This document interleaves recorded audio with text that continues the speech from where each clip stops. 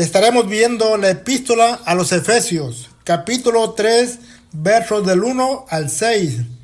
Por esta causa yo, Pablo, prisionero de Cristo Jesús, por vosotros los gentiles, si es que habéis escuchado de la administración de la gracia de Dios que me fue dada para con vosotros, que por revelación me fue declarado el misterio, como antes lo he escrito brevemente, leyendo lo cual podéis entender cuál sea mi conocimiento en el misterio de Cristo. Misterio que en otras generaciones no se dio a conocer a los hijos de los hombres, como ahora es revelado a sus santos apóstoles y profetas por el Espíritu, que los gentiles son coherederos y miembros del mismo cuerpo, compartícipes de la promesa en Cristo Jesús por medio del Evangelio. El tema lleva como título El misterio revelado. Cuando la iglesia primitiva se fundó, no contaba con algún nombre para identificarla del resto de las religiones contemporáneas de su época. Solo se les conocía como los del camino. Al paso del tiempo, según Hechos capítulo 11, versículo 26, los discípulos se les llamó cristianos por primera ocasión en Antioquía, es decir, seguidores de Cristo o pequeños Cristos. Conforme el Evangelio se extendió, muchos gentiles fueron alcanzados para salvación. Esto ocasionó que judíos y gentiles se sintieran confusos, debido a que los judíos y gentiles no se trataban entre sí. Los judíos estaban identificados como el pueblo de Dios, mientras que los gentiles eran considerados inmundos. La labor del predicador de aquellos tiempos era presentar el Evangelio, enfocados en la muerte y resurrección de Jesucristo. Pero hubo un apóstol que no solamente predicó la muerte y resurrección, sino que trató de enseñar acerca de la duda que tenían tanto el pueblo de Dios como los gentiles, es decir, de la incursión de los gentiles al cuerpo de Cristo como iglesia, pero sin desechar al pueblo de Israel. Efesios capítulo 3, versículo 1 al 5 dice: Por esta causa yo, Pablo, prisionero de Cristo Jesús, por vosotros los gentiles, si es que habéis escuchado de la administración de la gracia de Dios que me fue dada para con vosotros, que por revelación me fue declarado el misterio como antes lo he escrito brevemente, leyendo lo cual podéis entender cuál sea mi conocimiento en el misterio de Cristo. Misterio que en otras generaciones no se dio a conocer a los hijos de los hombres, como ahora es revelado a sus santos apóstoles y profetas por el Espíritu.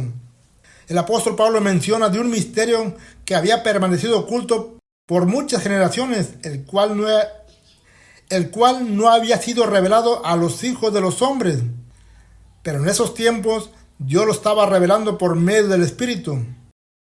La palabra misterio es mencionada en 3 ocasiones en los primeros 5 versículos. Eso indica la importancia de esa revelación. ¿En qué consistía ese misterio? Efesios capítulo 3, versículo 6 da la respuesta: que los gentiles son coherederos y miembros del mismo cuerpo, compartícipes de la promesa de Cristo Jesús por medio del Evangelio. Los gentiles estaban siendo llamados a la salvación y ser parte también del cuerpo de Cristo. Los gentiles no son herederos, son coherederos. Tampoco son partícipes directos de las promesas de Dios, sino que son compartícipes. Israel es el heredero legítimo como hijo de Dios y como pueblo elegido por Dios, mientras que los gentiles solamente son coherederos. Los judíos son partícipes de la promesa, mientras que los gentiles son compartícipes de la misma promesa. Es decir, al final, tanto el pueblo de Israel como los gentiles son herederos y son partícipes de la misma promesa. Pablo explica el desenlace de este misterio, de cómo los gentiles son adheridos al cuerpo de Cristo y cómo son partícipes de esa herencia y cómo son compartícipes de esa misma promesa. En Efesios capítulo 2, versículos 12 al 14 les dice: En aquel tiempo estaba sin Cristo, alejados de la ciudadanía de Israel, ajenos a los pactos de la promesa, sin esperanza y sin Dios en el mundo. Pero ahora en Cristo Jesús, vosotros que en otro tiempo estabais lejos, habéis sido hechos cercanos por la sangre de Cristo, porque Él es nuestra paz, que de ambos pueblos hizo uno, derribando la pared intermedia de separación. Ese es el desenlace que el apóstol Pablo está haciendo en el mismo libro de los Efesios, capítulo 2, versos 12 al 14. Había una separación de barreras culturales y religiosas. Al igual, había un muro que separaba al pueblo de Dios, el pueblo santo de Dios, y al pueblo inmundo de los gentiles. Pero esa barrera fue derribada por Jesucristo a través de su muerte y resurrección, trayendo salvación para ambos pueblos y de ambos pueblos hacer un solo pueblo, para llamarlo el cuerpo de Cristo.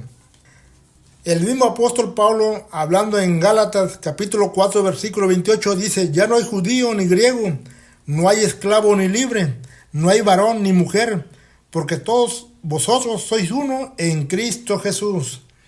Hay un mensaje de salvación para toda aquella persona que escucha y acepta a Jesucristo.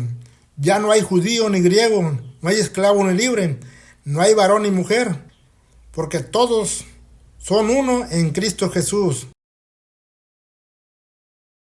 Pablo da a entender que no se trata de linaje, ni de raza, ni de cultura. Todos son uno en Cristo Jesús. Pablo considera que es importante hacerles saber, tanto a Israel como a los judíos, que en Cristo Jesús ya no son dos pueblos, sino uno solo. Y la mejor manera de hacerlo es utilizando una metáfora con el título de El cuerpo de Cristo. Esta metáfora aparece en varios libros, por ejemplo, Romanos capítulo 12, versículo 5, 1 Corintios 10, 17, 1 Corintios 10, 27, Efesios 4, 12, Efesios 5, 23 y Colosenses 1, 24. Un solo cuerpo es la unidad de la iglesia, en donde Cristo Jesús es la cabeza de la iglesia y la iglesia es el cuerpo de Cristo.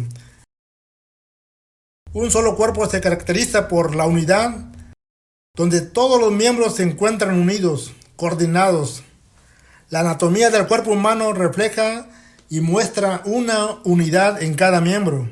Jesucristo mismo lo dijo en Juan 17, 21, en aquella oración que estaba haciendo el Padre.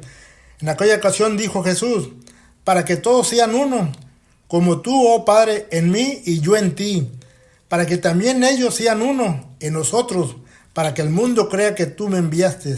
La unidad es muy importante, y ser parte del cuerpo de Cristo es entender que solamente somos uno, así como Jesús y el Padre son uno, y nosotros somos uno en ellos. La unidad es sinónimo de igualdad, de conformismo, común acuerdo, ser solidarios y tener todas las cosas en común. Eso es lo que Dios desea para la iglesia. Una iglesia que pueda tener igualdad, conformismo, común acuerdo, solidaridad y tener todas las cosas en común. Que la iglesia trabaje en equipo, bien coordinada, unida. De esta manera seríamos unos dignos representantes del cuerpo de Cristo, tal como lo desea nuestro Señor. El apóstol Pablo dice en 1 Corintios 12, 12, porque así como el cuerpo es uno y tiene muchos miembros, pero todos los miembros del cuerpo, siendo muchos, son un solo cuerpo, así también es Cristo. El cuerpo es solamente uno, significa que es la unidad, pero el cuerpo también está compuesto de muchos miembros, los cuales actúan en diversidad. Es decir, cada uno tiene una función. De eso depende la unidad. Aunque seamos personas que tenemos diversas funciones, al final trabajamos en unidad. 1 Corintios 12, versículo 4 al 7 dice: ahora bien, hay diversidad de dones, pero el Espíritu es el mismo. Hay diversidad de ministerios, pero el Señor es el mismo. Hay diversidad de operaciones, pero Dios que hace todas las cosas es el mismo. Pero a cada uno le es dada una manifestación del Espíritu para provecho. Eso es lo que está buscando nuestro Señor. Que como miembros entendamos que hay diversidad dentro de la iglesia, pero todo lo hace el Espíritu. Hay diversidad de dones, de ministerios y de operaciones, todos desempeñando la función que le corresponde. porque a cada uno le es dada la manifestación por el Espíritu para provecho. Aquí la palabra manifestación no se refiere a desorden, no se refiere a brincar, a gritar. Manifestación se refiere cómo actúa el Espíritu Santo en la diversidad de dones, ministerios y operaciones. Una iglesia bien coordinada, ordenada, sobre todo. Debe existir armonía entre todos los miembros. Es por eso que el apóstol Pablo había tocado la metáfora del cuerpo de Cristo, para que pudiéramos comprender cómo funciona el cuerpo y así debe de funcionar la iglesia. Así como se coordina cada miembro del cuerpo, así se debe de coordinar cada miembro que forma parte de la iglesia. En 1 Corintios capítulo 12, versículo 13 al 25, el apóstol Pablo habla de la función de cada uno y lo hace de una manera muy detallada, muy simple, muy entendible, para que no quede ninguna duda de cómo realmente trabaja cada miembro. Esa función la va detallando cuidadosamente. Nuevamente repito la cita. 1 Corintios capítulo 12, versículo 13 al 25. Dice de la siguiente manera: porque por un solo espíritu fuimos bautizados en un cuerpo, sean judíos o griegos, sean esclavos o libres. A todos se nos dio de beber de un mismo espíritu. Además, el cuerpo no es solamente un miembro, sino muchos. Y si dijera el pie, porque no soy mano, no soy del cuerpo, por eso no será del cuerpo. Y si dijera la oreja, porque no soy ojo, no soy del cuerpo, por eso no será del cuerpo. Si todo el cuerpo fuese ojo, ¿dónde estaría el oído? Si todo fuese oído, ¿dónde estaría el olfato? Mas ahora Dios ha colocado los miembros, cada uno de ellos del cuerpo, como Él quiso. Porque si todos fueran un solo miembro, ¿dónde estaría el cuerpo?